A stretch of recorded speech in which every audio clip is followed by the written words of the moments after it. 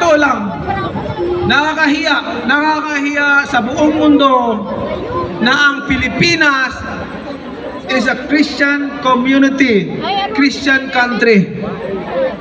In short, 99 o 95%, 98% mga tao naniniwala na may Panginoon. Therefore, kung may Panginoon, nasaan na yung takot natin sa Panginoon? No? Pag tayo ay nagnanakaw, pag tayo ay gumagawa ng kasamaan, alam nyo, haharap din tayo sa paghukom, haharap tayo sa Panginoon pagdating ng panahon. Dapat, yung buhay natin dito sa mundo habang tayo malakas at nabubuhay pa, dapat gumawa tayo ng legacy na magiging inspirasyon ng mga susunod pang henerasyon para pagdating ng panahon, pag wala ka na dito, ready ka, pagharap mo sa Panginoon at ready ka na iwanan yung mga legasiya mo na magbigay ng inspirasyon at makatulong sa mga susunod pang henerasyon. Ngayon, hindi lamang dito sa Jinsan, kundi sa buong Pilipinas, ito lang masasabi ko sa lahat ng mga nagsiservisyo sa gobyerno, mga officials, elected officials. Isa lang masasabi ko, na hindi man tayo forever dito, lahat ng mga kasamaan natin, haharap tayo sa Panginoon sa paghusga. Diba? So habang tayo nabubuhay, I hope na ma-realize natin lahat na wala tayong madadala.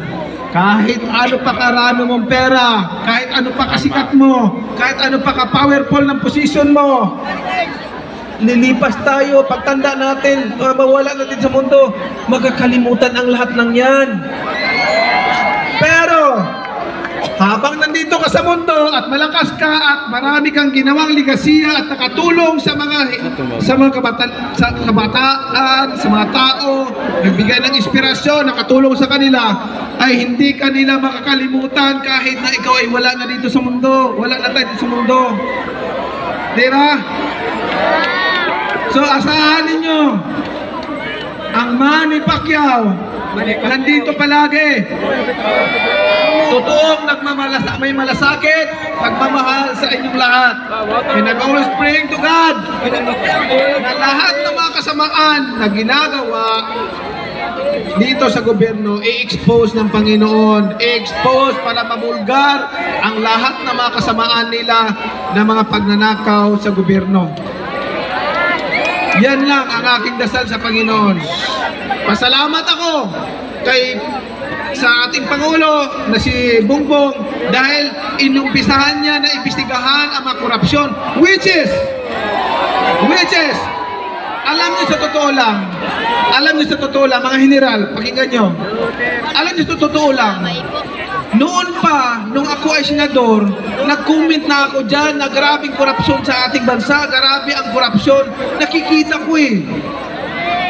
Kaso lang, walang nakinig sa akin. Instead, ang daming mga basher pa sa social media nung nag-comment ako ng daming korupsyon.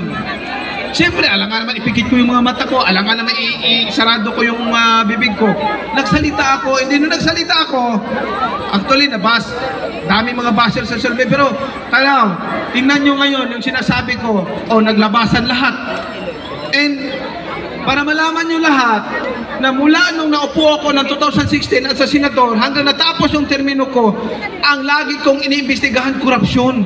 Umabot nga ako dito sa Jinsen mag-imbestigahan ng korupsyon, yung road right of way na 8 billion na withdraw na karumal-dumal, 8 billion na withdraw sa gobyerno gamit ang mga fake titles, ang mga piking titulo. At hindi lang yan, isang ahensya ng gobyerno, inabulis natin yung road board dahil katulad ng investigasyon ngayon, ginagawa lang yung mga papeles pero walang implementasyon.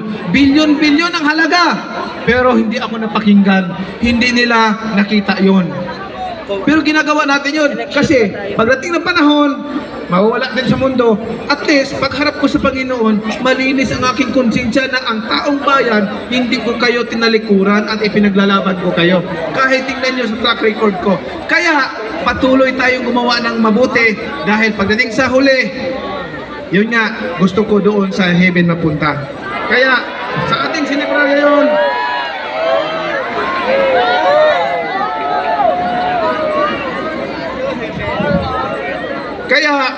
This festival is a promise that the heart of General Santos will keep beating as long as tuna flows through our seas and our people stand united.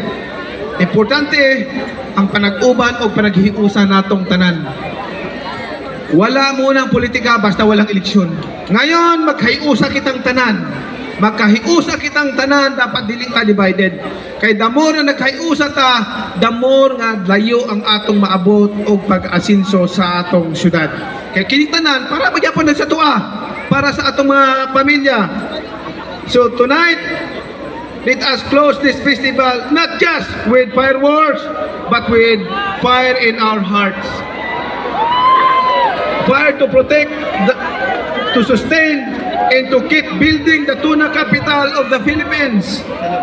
Mga higala, sa atong padayon nga panag-uban, panaghiusa, padayon usab ang atong pagtuo o pagsalig sa Ginoo. Kay wala ang Ginoo, wala kitay pulos. Useless ang kinabuhi nato. Walay pulos tong kinabuhi kung walay Ginoo, no? This is Jensan. This is the tuna capital. Mabuhay tayong lahat. Mabuhay o maayong gabi ka natong tanan. Palakpakan nato ang atong kaugalingon. Palakpakan nato ang atong mga bisita. Palakpakan nato ang atong na-accomplish, especially this celebration, the Tuna Festival celebration. Maraming salamat. Maayong gabi ka natong tanan. There you have it, General.